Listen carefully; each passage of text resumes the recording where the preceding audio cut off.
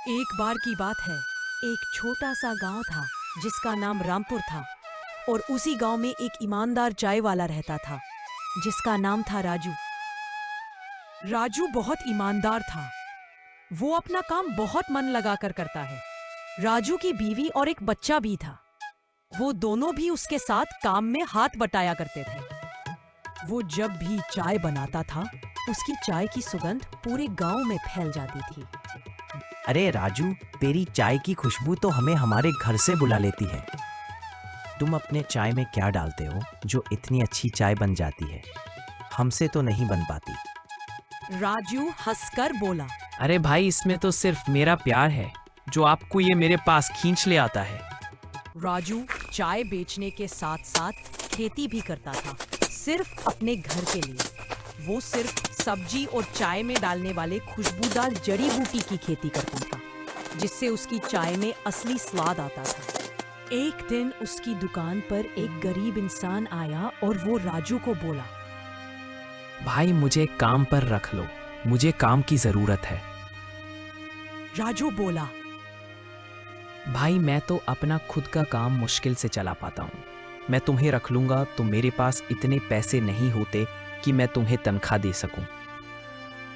उसने बोला, भाई, मेरे को भले ही तुम कुछ ना दो, मुझे सिर्फ 2 वक्त का खाना दे दो, मैं उसी में गुजारा कर लूंगा और यहाँ तुम्हारे साथ काम में तुम्हारी मदद कर दूंगा। राजू ने बोला, ठीक है भाई, तुम पहले अपना नाम तो बता दो। मेरा नाम मोनू है और मैं यहाँ पर काम की तलाश करता करता आया हूँ।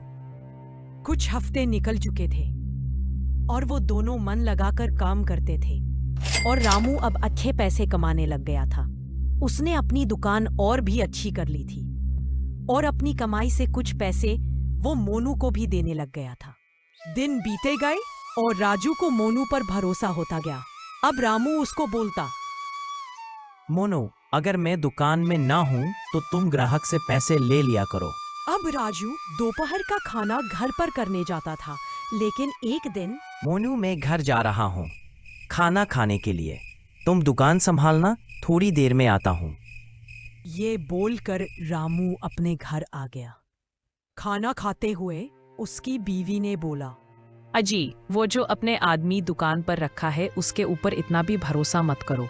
पता नहीं वो कहाँ से आया है, कहाँ रहता है, कैसा है।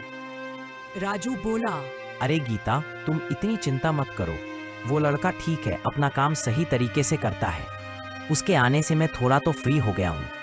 गीता बोली, अजी, मैंने सुना है कि ऐसे ही लोग विश्वास लेकर धोखा करते हैं और बाद में सामान चोरी करते हैं। गीता, तुम चिंता मत करो, सब ठीक ही होगा। अब ऐसे ही काम चलता रहा।